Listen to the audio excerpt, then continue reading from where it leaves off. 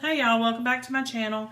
Today we're going to make cheesy steak and potato skillet, and you're going to go ahead, if you do not have an air fryer, you can go ahead and peel and cut 3 to 4 russet potatoes and go ahead and put those in the oven at about 400 degrees.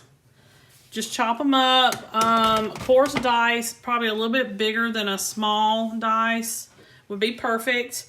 And you're going to sprinkle salt, pepper, paprika, if you have it, and some garlic powder on that with a little bit of olive oil, and bake those until they're just soft. Set those aside.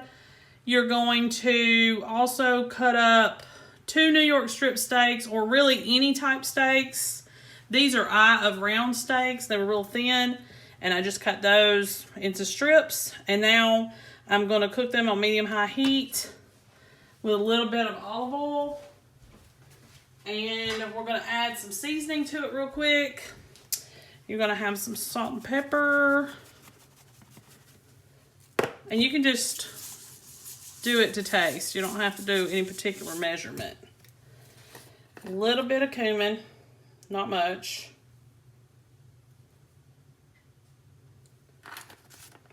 And a little bit of chili powder.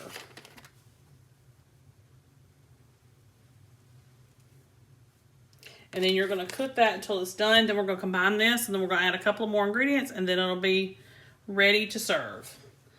I will come back here when this cooks down just a little bit more. Okay, y'all, so I've cooked this down, and I have drained the grease off of it.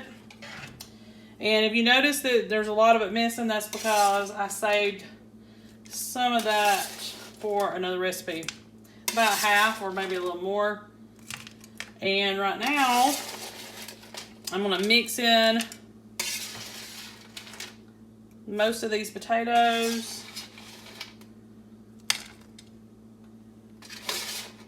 Because I'm going to save part of these as well. Okay. And this is a really, really easy and simple recipe, so it's not going to take much of anything else.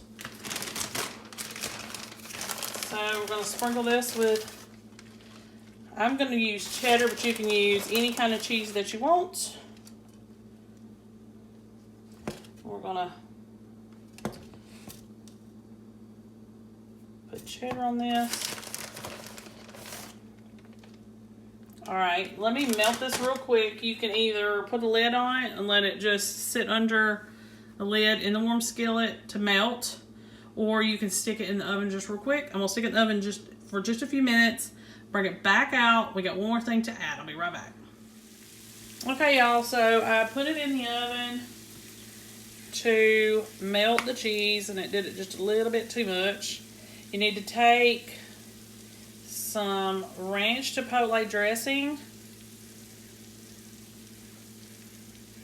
and drizzle over the top, and then you're ready to serve. This is what that looks like. It's really, really good. I use it on wraps and sandwiches and salads and all kinds of stuff. But it's the perfect dressing for this. The recipe link will show you a vinaigrette that you can make to go on top. But you don't have to do that. You can just buy that at Walmart. It's like $2 or $3. And it's like the perfect sauce for this. Easy one pot supper. And it's ready to serve in just about a half an hour. Hey y'all, welcome back to my channel. Today we're going to do a super quick and easy recipe. It's called smothered Salisbury steak tips. And you're going to take about 1.5 pounds of ground beef. It can be a little bit more if you want to do it that way. And you're going to cut it into chunks, and you're going to fry it up after you've seasoned it. All you're going to do in this skillet is sear it on all the sides, but you're not going to cook it all the way through, because we're going to finish cooking it in the gravy. But it's a really easy and simple recipe. You could also make really thick hamburgers and chop it into chunks and add it to the gravy as well. You don't have to cook it separately unless you just want to. After you get these seared, you're supposed to cook a whole onion that's been sliced in the drippings. But I'm going to skip that part and just put onion powder in because my husband asked me not to put onion in it because it, you know, gives him heartburn really bad. But he can handle onion powder, and that's what we're going to do. Now, after you've cut it into chunks and you put it in here in the skillet to cook, you're going to salt, pepper it, and put some garlic powder on it to taste, you know, however you want to do it. So what we're going to do is we're going to sear these, finish searing these last few pieces. You may have to do it in you may have to do it in batches. Be careful about handling them because they will fall apart before you get them all the way cooked. So try to handle them just, you know, without your hands that much. Just try to not so much. So they're a little bit fragile. So we're going to take these out. We're going to set them aside. We're going to put a little bit of a thickener in this. And we're going to add a gravy packet. And that's going to be our gravy. And then we're going to put the meat back in. And then we're going to serve it over mashed potatoes. So it's going to be really quick and easy. It does have a teeny bit of prep work involved. But I think it'll go fine. I've never made Salisbury steak quite like this. But I thought it would be different. So I was like, we could do that today. Okay, so remember, we're not cooking these. We're just searing all sides the best we can. If you look over in the side, looks like it's seared all by itself. As it cooks through, then that's fine. Just take it out, set it aside. Shouldn't take but a few minutes to get this done. It's going to simmer for about 15-20 minutes once it gets in the gravy, so just keep that in mind. Alright, I'll be back here in just a few. Okay, y'all. So I have removed the meat chunks. And I'm going to leave the drippings in here. I did remove some of them to where there's only like 2 to 4 tablespoons of those because your gravy needs to have the right ratio of fats versus starches. So I have to take some of that out because I use full fat ground beef. Now you're going to let this cook for just a few minutes, not long. Usually what I do is whatever color I want my gravy to be, that's what color I let this get, or at least I get close to it. So like a tannish color, if it'll work, if it'll go, if it'll, you know, sometimes it just don't. But most of the time your gravy will brown. Now, what I did, and I have it right here in this coffee mug, I took 1/3, 1 1/3 cup of, so 1 whole cup plus 1/3 of a cup of water and mixed it with my gravy packet, brown gravy packet. You can usually find that in the grocery store with the rest of the gravy mixes, stuff like that. Chili seasonings, taco seasonings, all that. So you need a brown gravy packet, mix it with 1 1/3 cups of water.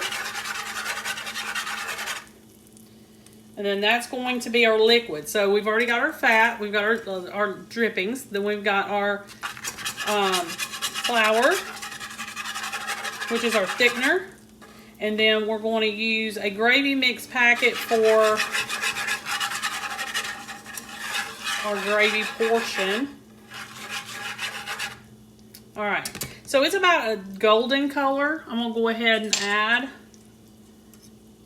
brown gravy mix to this. Now, turn your heat up just a little bit.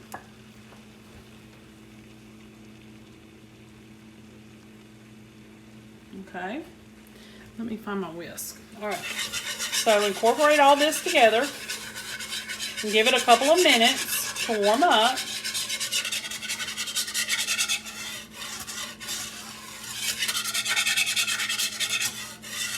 Couple of minutes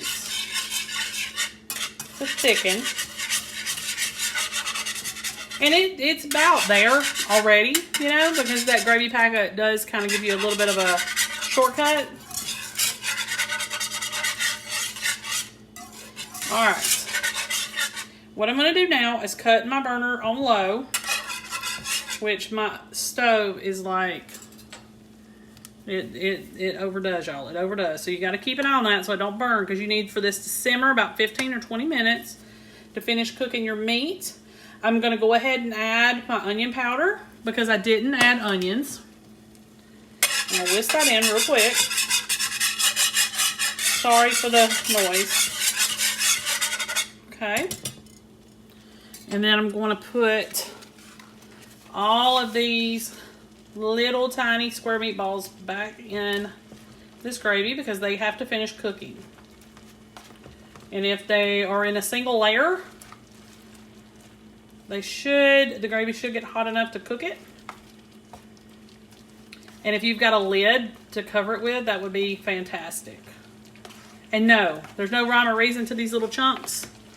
I just kind of lightly flattened the meat, and I just took a butcher knife and just cut them to where they were kind of like little square meatballs. So some of them are bigger, some of them aren't, you know, whatever. Okay, so right now I'm fixing to go get some potatoes and get to peeling because I need to make some mashed potatoes for this to go on top of. We're gonna sit here and let this marinate and cook through for 15 to 20 minutes. And I will be right back with you as soon as I get those potatoes done. Okay, y'all, so this is the finished product. Finished it.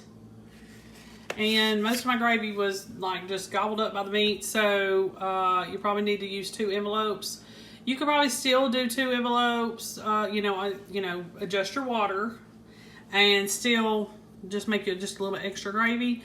But it did perfect. It was easy and it was on budget. Make sure you like and subscribe. I'll see you next time.